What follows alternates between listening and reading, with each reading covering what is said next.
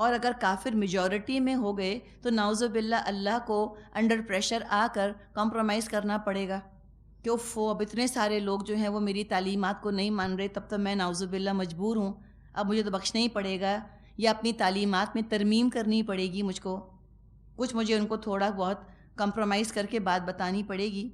اللہ تعالیٰ پریشر میں نہیں آتا، اللہ مجبور نہیں ہوتا تعداد کے ہاتھوں، اور حق میں تو اللہ تعالیٰ کو ملاوٹ گوارا ہے ہی نہیں، صرف حق والے ہی نجات پائیں گے، پہلے بھی حق والوں نے نجات پائی، آئندہ بھی۔ تو فرمایا کہ انہوں نے جھٹلایا رسولوں کو تو میری دھمکی پوری ہو گئی۔ وعدہ اچھا ہوتا ہے اور وعید سزا کے لیے لفظ آتا ہے۔ افاعینا بالخلق الاول بل ہم فی لبس من خلق جدید، کیا پہلی بار کی تخلیق سے ہم عاجز تھے؟ مگر ایک نئی تخلیق کی طرف سے یہ لوگ شک میں پڑے ہوئے ہیں۔ اب ان کی عقلوں کو، ان کے ریزن کو پھر مخاطب کیا جا رہا ہے کہ دیکھو پہلی بار اللہ نے بنایا تو دوسری دفعہ بنانے میں آخر کیا رکاوٹ ہے؟ ایک دفعہ کریٹ کر کے، ایک دفعہ تخلیق کر کے، کیا اللہ کا کریٹو پاور، اس کی قوت تخلیق کیا ایگزاسٹ ہو گئی؟ کیا ختم ہو گئی؟ یہ تو ان کے ذہن کی تنگی ہے اگر یہ سوچ رہے ہیں کہ ایک دفعہ اللہ نے بنا دیا دوبارہ نہیں بنا سکتا۔ اتنی بڑی کائنات اللہ نے بنا دی اور عدم محض سے بنا دیا، کریشن ایکس نہیلو، کچھ بھی نہیں تھا، بدیع السماوات والارض، بن دیکھے بغیر کسی چیز کے آسمان و زمین کا بنانے والا ہے اللہ۔ تو جب بغیر کسی چیز سے وہ بنا سکتا ہے تو دوسری دفعہ بنانے میں تو اس کو صرف اجزاء جمع کرنے ہوں گے۔ انسانوں کا بھی جہاں تک معاملہ ہے، انسانوں کے لیے بھی ایک کام پہلی دفعہ کرنا بہرحال مشکل ہوتا ہے، دوبارہ کرنا آسان ہوتا ہے۔ تو دلائل ہیں، irrefutable دلائل ہیں، عقل مانتی ہے، لیکن بس ضد کی وجہ سے انکار کیے جاتے ہیں۔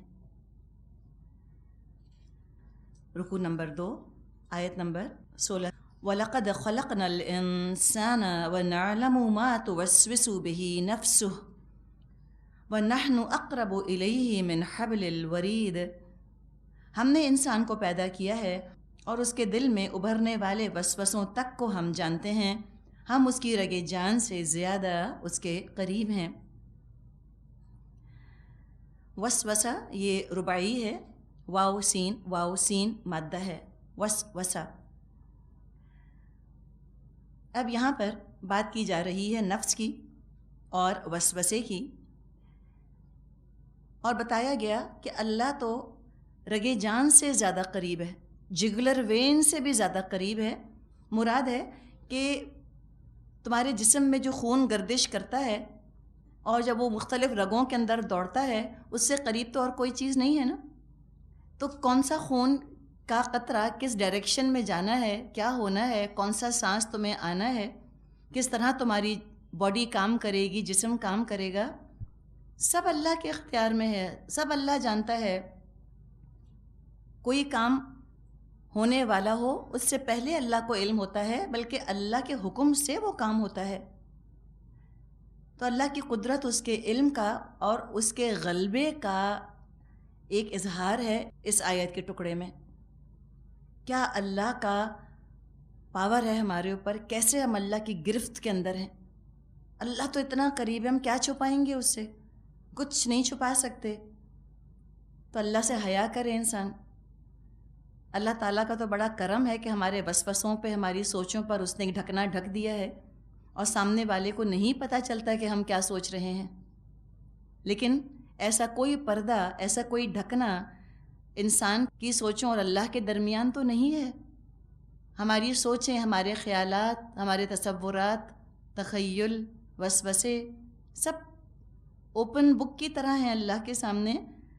اس سے پہلے کہ وہ چیز ہمارے علم میں آئے، اللہ کے علم میں آ چکی ہوتی ہے۔ نفس کا جو لفظ ہے، اسی سے لفظ نفسیات بنا ہے، سائیکالوجی۔ قرآن میں نفس جو ہے کہیں ٹوٹل پرسن کے معنوں میں آتا ہے، یہ جسمانی روحانی وجود ملا کر، اور کہیں یہ صرف جان کے لیے آتا ہے۔ جیسے فرشتے کہیں گے اخرجوا انفسکم، نکالو اپنی جانیں۔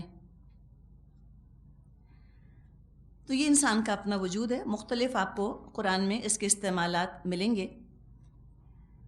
جہاں تک اب وسوسے کا تعلق ہے، اس وسوسے کو سمجھنے کے لیے ہمیں 6 قوتوں کو سمجھنا ہوگا، جن کی کھینچا تانی سے، جن کے ڈائنامکس سے وسوسے یا خیالات وجود میں آتے ہیں۔ اور وسوسہ جو لفظ ہے یہ اچھے خیال کے لیے استعمال نہیں کیا جاتا، برے خیال کے لیے، جس کو کہ ہم انسینویشن کہیں، ٹھیک ہے نا، اس کے لیے لفظ آتا ہے۔ اب وہ 6 فیکٹرز کیا ہیں، وہ 6 قوتیں کیا ہیں جو ہم پہ اثر کرتی ہیں؟ 2 اندرونی ہیں اور 4 بیرونی ہیں، ٹھیک ہے، 6 ہے نا ٹوٹل، 2 انٹرنل ہیں، 4 ایکسٹرنل ہیں۔ پہلے انٹرنل کا ذکر کرتے ہیں۔ انسان مرکب بینگ ہے نا، کمپاؤنڈ بینگ ہے، مرکب وجود ہے انسان کا۔ اس کا حیوانی وجود بھی ہے، روحانی وجود بھی ہے۔ اب یہ جو حیوانی اور روحانی وجود ہے انسان کا، باڈی اینڈ سول، روح اور جسم، اینیمل انسٹنکٹس اور اسپریچول ڈیمانڈز، ان میں یوں سمجھیں کہ ٹگ آف وار چلتی رہتی ہے، کھینچا تانی ہوتی رہتی ہے، اور یہ چاہتے ہیں کسی طرح یہ دل پر قبضہ کر لیں۔ قلب کا مطلب ہے الٹنا پلٹنا۔ یہ رسہ کشی جب ہو رہی ہوتی ہے جسم اور روح کے اندر، جسمانی تقاضوں میں اور روحانی تقاضوں میں، اس کے بیچ میں یہ دل جو ہے یہ الٹ پلٹ ہوتا رہتا ہے۔ کبھی حیوانی وجود اس کو کھینچ لے جاتا ہے اپنی طرف، اور انسان سے صرف اپنی سینسول گریٹیفیکیشن کے کام ہونے لگتے ہیں، اپنی خواہشات کو پوری کرنے پہ چل پڑتا ہے، اب پورا انسان برائی اور شر کی زد میں آ جاتا ہے۔ پورے جسم پر یوں سمجھیں کہ حیوانی جذبات کا تسلط ہو جاتا ہے۔ کبھی یہ ہوتا ہے کہ جو نورانی وجود ہے، اسپریچول بینگ ہے، جو ملکوتی انسان کا وجود ہے، ایک طرح سے وہ دل پر قابض ہو جاتا ہے، تو انسان سے اچھائیاں ہی اچھائیاں ہونے لگتی ہیں۔ بہت کم لوگ ہیں جو کہ ان ایکسٹریمز پر رہتے ہیں، بالکل جانور یا بالکل نور۔ عام طور پہ اکثر انسان ان دونوں کے بیچ میں رہتے ہیں، کبھی بہت اچھے کبھی برے۔ جیسے غالب نے کہا ہے کہ ایمان مجھے روکے ہے تو کھینچے ہے مجھے کفر، یہی رسہ کشی ہے نا۔ ایمان کے فائدے بہت ہیں لیکن کفر مزے کا بہت ہے۔ نیکی کرنا بہت اچھی بات ہے لیکن گناہ میں لذت بہت ہے۔ بس عام انسان انہی 2 تقاضوں کے بیچ میں بیچارے جو ہیں وہ لٹکتے رہتے ہیں۔ تو یہ 2 چیزیں ہیں جو کہ اندر ہیں۔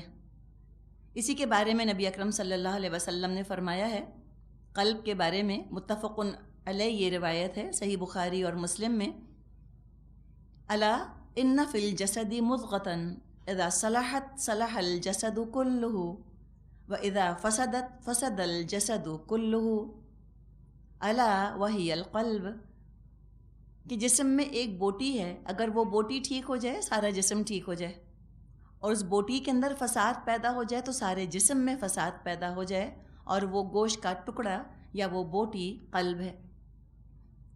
تو یہ انسان کی باطنی نفسیات، انٹرنل سائیکالوجی، اندرونی کیفیت، ان کے اندر رسہ کشی چلتی رہتی ہے، اور ان کے ٹکراؤ سے پھر کیا ہوتا ہے کہ جب انسان کا حیوانی وجود اس کے روحانی وجود پر غالب آنے لگتا ہے تو پھر وہ وسوسے پیدا کرتا ہے، اندر دلائل دیتا ہے برائی کے لیے، جسٹیفیکیشنز دیتا ہے برائی کے لیے، تو وسوسے پیدا ہوتے ہیں۔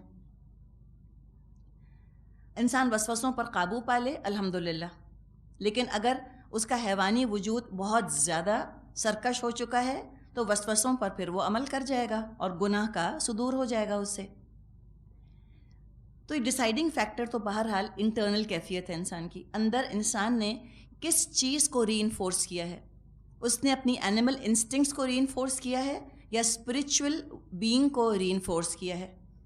تقویت کس کو دی ہے اس نے، روحانی وجود کو یا حیوانی وجود کو؟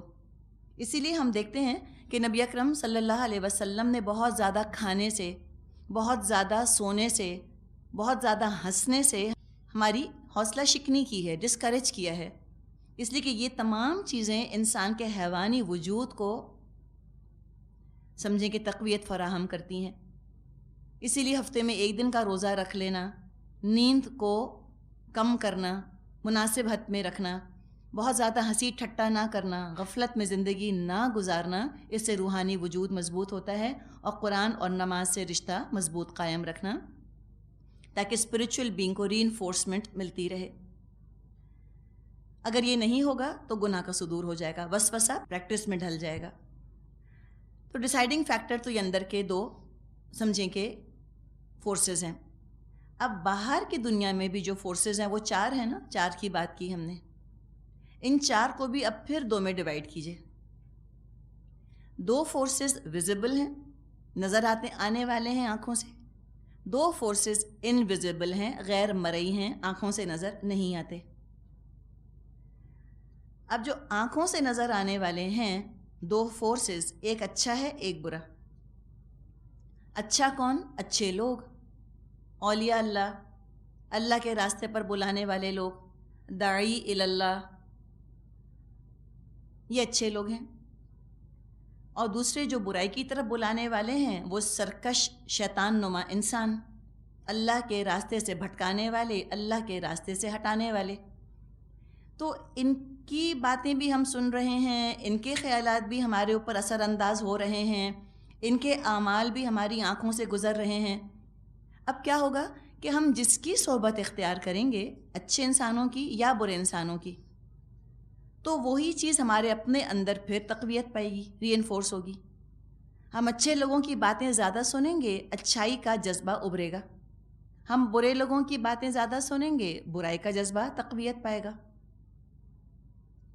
تو یہ تو ہو گئے 2 ویزیبل فورسز، نظر آنے والے. اب جو 2 غیر مرئی قوتیں ہیں، انویزیبل فورسز ہیں، ان میں بھی ایک قوت خیر کی ہے، ایک قوت شر کی ہے. نہ نظر آنے والی یہ 2 قوتیں، ایک تو ہیں شیاطین اور دوسرے جو خیر کی قوت دینے والے ہیں فرشتے. شیطان کیا کام کرتا ہے؟ یہ جو اندر کشمکش چل رہی ہوتی ہے نا، یہ اس کے اندر جو شر کی قوت ہے، جو حیوانی جذبہ ہے انسان کا، اینیمل انسٹنکٹس ہیں، یہ اس کے اندر پھونکے مارتا ہے بیٹھ کے، اس کو ابھارتا ہے، نفسانی خواہشات کی یاد دلاتا ہے ہم کو بار بار، اور اللہ کی نافرمانی پر ہمیں آمادہ کرتا ہے. تو ہم دعا مانگتے ہیں، اللہ تعالیٰ نے دعا سکھا دی ہے ہم کو، من شر الوسواس الخناس، اللہ کی پناہ طلب کرو اس وسوسہ ڈالنے والے کے شر سے جو خناس ہے، بار بار آتا ہے پلٹ پلٹ کر، تھکتا ہی نہیں، انتھک محنت کرتا رہتا ہے وسوسے ڈالنے کی. تو یوں سمجھیں کہ گناہ کی آگ کا دائیا، گناہ کی آگ کی طرف چلنا، اس کا تو ایک شعلہ، ایک چنگاری پہلے اندر بھڑکنی شروع ہوتی ہے، اور پھر شیطان بس سمجھے کہ پھونکے مارتا ہے اس کے اندر. جیسے کہ حدیث میں مضمون آتا ہے کہ شیطان دل کے اندر اپنی تھوتنی ڈال کے دیکھتا ہے، اور جب اس کو اللہ کی یاد میں مصروف پاتا ہے پیچھے ہٹ جاتا ہے، اللہ کی یاد سے غافل پاتا ہے تو پھر دل کے اندر گھس کے بیٹھ جاتا ہے. اور ان الشیطان یجری من الانسان مجری الدم، شیطان انسان کے جسم میں یوں گردش کرتا ہے جیسے کہ خون انسان کے جسم میں گردش کرتا ہے، پھرتا ہے جسم میں تیزی کے ساتھ، اور گناہ کے وسوسے پیدا کرتا ہے، انکریج کرتا ہے. لیکن ہم یہ یاد رکھیں کہ یہ ہمیں انکریج کر سکتا ہے، کروا نہیں سکتا. ریموٹ ہمارے اختیار میں، یہ یاد رکھیے.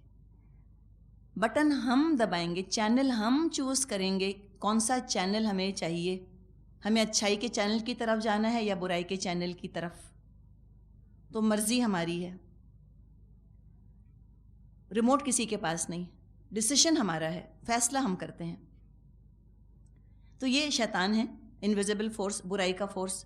اور دوسرا جو انویزیبل فورس ہے جو خیر کی دعوت دیتا ہے وہ فرشتے ہیں. سورہ حامیم السجدہ میں تو ہم نے بہت تفصیل کے ساتھ یہ مضمون پڑھا.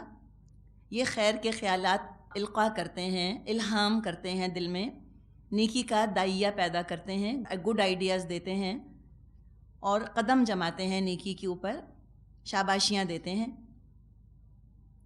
اختیار ان کے پاس بھی نہیں کہ ہمیں زبردستی جانماز پر لے جا کر کھڑا کر دیں، یا بس زبردستی روزہ رکھوائی دیں ہم سے کہ بس آج تو رکھنا ہی ہے، بس کہہ دیا، یہ نہیں کر سکتے۔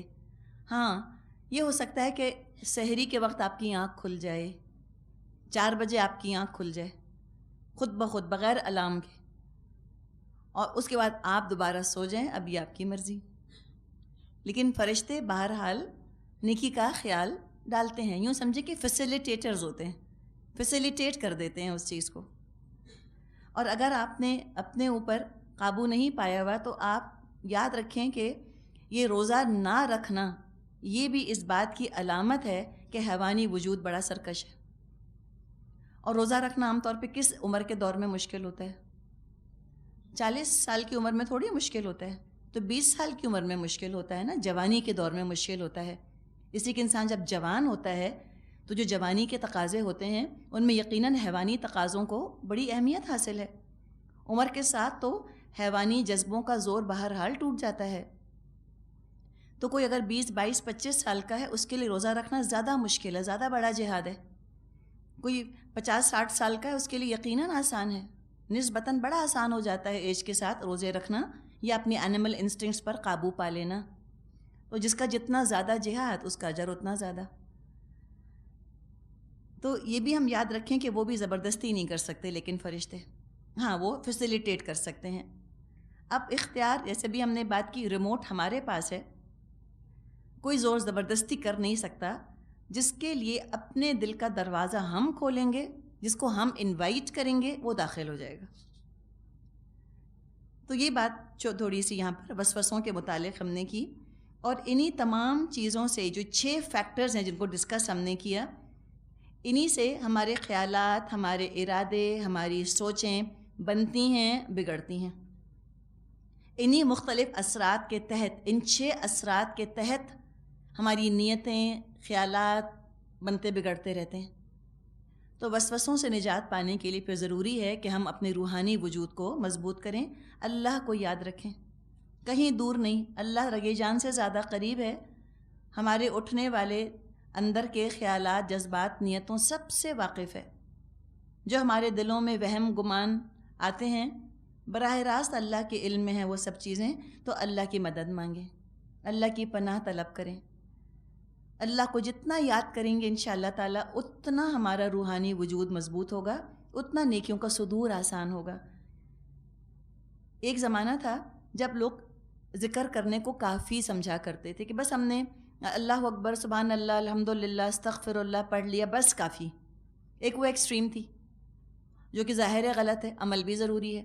آج کل ہم دوسری ایکسٹریم دیکھ رہے ہیں، ہیومنز ہیں نا، انسان ہمیشہ ایکسٹریمز پر چلتے ہیں، ایک انتہا سے نکلیں گے دوسری انتہا میں پھنس جائیں گے۔ اب یہ کہنا شروع کر دیا کہ لو ذکر کرنے سے کیا ہوتا ہے، عمل کرو نا، بس بیٹھ کے اللہ اللہ کرنے سے کیا ہوتا ہے۔ یہ دوسری ایکسٹریم ہے، بیٹھ کر اللہ اللہ کرنے سے بہت کچھ ہوتا ہے، انسان کی روح کو غذا ملتی ہے، نیکی کا جذبہ سٹرونگ ہوتا ہے۔ وَلَذِكْرُ اللَّهِ أَكْبَرُ، اللہ کا ذکر تو بڑی چیز ہے۔ تو کبھی خالی بیٹھی ہوں آپ ضرور اللہ کو یاد کریں، آپ ضرور دل میں تسبیح پڑھیے، اللہ اکبر، لا الہ الا اللہ، محمد رسول اللہ، استغفر اللہ، سبحان اللہ، الحمدللہ، کچھ بھی ہے، ذکر کتنے ہیں، ذکر کرتی رہیے، اٹھتے بیٹھتے ذکر کیجئے۔ اگر زبان سے بات کر رہی ہیں تو دل کو ذکر میں مشغول رکھیے، انشاءاللہ تعالیٰ آپ دیکھیں گی کہ وسوسوں پر قابو پانے میں یہ چیز بہت فائدہ مند ہوگی۔ تو یہاں تک وسوسوں کا ذکر کیا گیا، اور اب آگے یعنی کہ وسوسوں کے بارے میں تو بتایا کہ وہ تو اللہ کے علم میں ہے، نعلم، وسوسے، نیتیں، یہ سب اللہ کے علم میں ہیں۔ اب آگے عمل کا ذکر ہے، اذ یتلقى المتلقیان عن الیمین وعن الشمال قعید ما یلفظ من قول الا لدیہ رقیب عتید۔ دو کاتب اس کے دائیں اور بائیں بیٹھے ہر چیز لکھ رہے ہیں، ہر چیز وصول کر رہے ہیں، کوئی لفظ اس کی زبان سے نہیں نکلتا جیسے محفوظ کرنے کے لیے ایک چوکس نگران موجود نہ ہو۔ یتلقى المتلقیان، تلقی کہتے ہیں کسی چیز کو وصول کر لینا، لے لینا۔ ہر عمل جو انسان سے صادر ہوتا ہے وہ لکھ لیا جاتا ہے، ایسا مائنیوٹ اکاؤنٹ ہے جو اللہ کے ہاں رکھا جا رہا ہے۔ ہر ایکشن، اور ایکشن میں کیا شامل ہے، ہاتھ پاؤں سے جو کرتے ہیں وہ تو ہے ہی آنکھوں کے اشارے، جن کو کہ آپ سمجھیں کہ ایک غمزہ جس کو کہا جاتا ہے، آنکھوں سے اشارے کرنا، آنکھوں کی خیانت یا آنکھوں کی امانت، سب لکھ لیتے ہیں وہ۔ خوف خدا کے تحت آپ نے کب نظر نیچی کر لی، کسی کو نہ پتہ چلا، فرشتوں نے لکھ لیا۔ اللہ سے بے خوف ہو کر کیا دیکھا کسی کو نہ پتہ چلا، فرشتوں نے لکھ لیا۔ لیکن فرشتے اعمال لکھتے ہیں۔ اعمال کے اندر جیسے بھی ہم نے بات کی، معمولی سے معمولی عمل اور اقوال، ایوری ورڈ امیجن تو کریں، ہر لفظ، ما یلفظ من قول، نہیں پھینکتا لفظ میں سے، قول میں سے، مگر لے لیتا ہے اس کو رقیب عتید، چوکس نگہبان، فوراً اچک لیتا ہے، گرنے نہیں دیتا۔ یہ نہیں کہ کوئی لفظ ان سے مس ہو جائے، ایک لفظ ایک ورڈ ان سے مس نہیں ہوتا، سب وصول کر لیتے ہیں۔ ان کی ڈیوٹی کتنی سخت ہے نا، کتنا کم آرام ملتا ہوگا ان کو۔ تو آپ دنیا میں دیکھیں، خیر اب تو زمانہ بدل گیا ہے، ایک زمانہ تھا کہ جب اگر آپ کو کال کرنی ہوتی تھی اس کے پیسے ہوتے تھے، جتنی دور کال کرنی ہے اتنے زیادہ پیسے ہوا کرتے تھے۔ تو وہ کس چیز کے پیسے تھے؟ بات کے پیسے تھے نا۔ ٹیلی فون کا بل جو آتا ہے وہ کس چیز کا ہے؟ بات کی ہے تو اس کا بل آیا ہے۔ ایک زمانے میں جب ٹیلی گرامز دیے جاتے تھے، ایک ایک لفظ کا بل ہوتا تھا، ایک ایک لفظ کے پیسے ہوتے تھے، تو لوگ سوچ سمجھ کے ٹیلی گرام دیتے تھے کہ ہم کم سے کم الفاظ میں اپنا مدعا بیان کر دیں تاکہ کم پیسے دینے ہوں۔ آج ایڈورٹیزمنٹ اگر آپ کو دینا ہے تو وہ اسپیس اور ورڈز کے حساب سے چھاپیں گے اناؤنسمنٹ، جتنے ورڈز ہوں گے اتنے آپ کو پیسے دینے ہوں گے۔ تو سوچیں ہم جو دنیا میں بولتے رہتے ہیں، کیا اس کا کوئی بل نہ آئے گا؟ کیا کوئی اس کے ریپرکشنز نہ ہوں گے؟ کیا ان الفاظ کی کوئی قیمت نہ ہوگی؟ کیسے ہو سکتا ہے؟ ہر لفظ کی قیمت ادا کرنی ہوگی، ہر لفظ کا ایک پرائس ٹیگ ہے، یاد رکھیں، ہر لفظ پر پرائس ٹیگ لگا ہوا ہے۔ یا تو وہ لفظ جنت کی قیمت بن رہا ہے یا وہ جہنم کا ایندھن بن رہا ہے۔ نیوٹرل الفاظ بہت کم ہیں، زیادہ تر الفاظ پرائس ٹیگ کے ساتھ ہیں۔ ہاں یہ ہو سکتا ہے دنیا میں ہم آفرز دیکھتے ہیں نا کہ بائی دس مچ اور گیٹ ون فری، تو یہ ہو سکتا ہے کہ آپ نے بہت سی اچھی باتیں کی تو چند باتیں اس کے ساتھ شامل ہو گئیں کہ چلو ٹھیک ہے ان کا حساب نہیں، لیکن زیادہ تر چیزوں کا بہرحال حساب ہوگا۔ تو اعمال نامہ جو تیار ہمارا ہو رہا ہے وہ دراصل ہمارا اپنا ڈکٹیشن ہے، یوں سمجھے ہماری آٹو بایوگرافی ہے، آٹو بایوگرافی، خود لکھی ہم نے اپنی بایوگرافی، ہر لفظ ہم لکھوا رہے ہیں۔ تو فرشتوں کے علم میں یہ جو متلقیان ہیں جن کو کرامن کاتبین کہا گیا ہے ایک اور مقام پہ قرآن میں، ان کے علم میں ہماری نیتیں نہیں ہیں، ان کو نہیں پتہ کہ ہم نے سوچا کیا، بس وہ ظاہر کا عمل دیکھ رہے ہیں۔ قیامت کا جب دن آئے گا اس میں آتا ہے نا کہ یوم تبلی السرائر، جس دن کے راز ٹٹول لیے جائیں گے، وحصل ما فی الصدور، جو سینوں کے اندر ہے وہ حاصل کر لیا جائے گا۔ تو وہ قیامت کا دن ہوگا کہ نیت اور عمل میچ کیا جائے گا۔ اور اس کے بارے میں حدیث میں آتا ہے کہ کچھ لوگ ہوں گے کہ جن کے لیے جہنم کا فیصلہ کیا جائے گا اور فرشتے حیران ہوں گے، فرشتوں کو یقین ہوگا کہ جنت میں جانے والا ہے، اس کو جہنم میں ڈالا جا رہا ہوگا۔ اور کچھ کے بارے میں فرشتوں کا خیال ہوگا کہ جنت میں نہ جا سکے گا، وہ جا رہا ہوگا۔ نیت کا کیا خلوص تھا، وہ کس طرح سے اس نے کوئی کام کیا۔ اس عورت کا اگزامپل ذہن میں لے آئی جس نے کہ کتے کو پانی پلایا تھا، تو فرشتوں نے بس ایک عمل لکھ لیا ہوگا، نمبر 4 کتے کو پانی پلایا، بات ختم۔ انہیں کیا پتا کس نیت سے پلایا اس نے، اللہ جانتا ہے نا کتنا خلوص ہوگا اس عورت کے اندر۔ تو اللہ نے اس بات پہ بخشا۔ اس سے نیت کی اہمیت آپ دیکھیے، معمولی سے معمولی بھی کام اگر آپ کرتی ہیں تو نیت بہترین رکھیے، اس کے اندر پرخلوص نیت کا وزن ہے۔ اور نیت میں جہاں فطور آیا، جہاں بگاڑ آیا، جہاں پہ سیلف ورشپ آئی، خود پرستی، شہرت کی خواہش، لوگوں کی نظروں میں بلند ہونے کا شوق، اپنی عزت کروانا کہ لوگ مجھے دیکھ کے کھڑے ہو جائیں، لوگ میری واہ واہ کریں، لوگ کہیں ہاں ہاں ہم نے تو آپ کا نام سنا ہے، آپ فلاں فلاں ہے نا، ہاں ہم آپ کو جانتے ہیں، اور دل باغ باغ ہو جائے، سمجھ لیں شامت ہے۔ تو نیت بہت بڑی چیز ہے، اور انسان پھر اپنے اعمال کے بارے میں بہت محتاط ہو۔ ہماری تو لمحہ لمحہ کی آڈیو ویڈیو تیار ہو رہی ہے، اور اللہ تعالیٰ اسی آڈیو ویڈیو کو ہمارے سامنے رکھ دے گا قیامت کے دن کہ اقرا کتابک، پڑھ لے اپنا اعمال نامہ، کفا بنفسک الیوم علیک حسیبا، آج تو خود ہی کافی ہے اپنا حساب لینے کے لیے۔ دیکھ لو، یہ تھے آپ، یہ تھیں آپ مکہ میں، یہ تھیں آپ میرج ہال میں، دیکھ لیں آپ خود ہی اپنے آپ کو، یہ تھیں آپ مسجد میں، یہ تھیں آپ واشنگٹن میں، یاد ہے نا ویکیشن پہ گئی تھیں جب 2007، دیکھ لیں یہ کدھر گیا اسکارف، کدھر گیا حلال حرام کا شوق، کدھر گئی نمازیں؟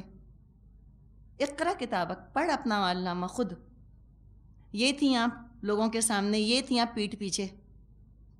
اگر آج ہم کو یہ احساس ہو جائے کہ میں ٹیلی فون کر رہی ہوں اور ساتھ والا ٹیلی فون اٹھا کے سن رہا ہے، ہم ایک برائی نہ کریں اس کی۔ جب غیبت کرنے کا دل چاہے، سوچ لیں کہ دروازے کے پیچھے ہی چھپا ہوا ہے، ایک دم زبان پہ اللہ کرے کہ بریک لگے۔ کتنی شرمندگی ہوگی نا قیامت کے دن، جب سارے کچا چٹے لوگوں کے سامنے آئیں گے، ایسی اچھی بنتی تھیں، اصل میں یہ تھیں اتنی گھٹیا، ایسی ہماری برائیاں کرتی تھیں پیٹھ پیچھے جا کر امی کے ہاں، اور ہمارے سامنے اتنی میٹھی، اتنی اچھی، دوستوں میں بیٹھ کے یہ باتیں، میرے منہ پر یہ باتیں۔ تو آپ سوچیں کیا عزت دو کوڑی کی بھی نہ رہے گی نا، اس کو کہتے ہیں حشر کی رسوائی۔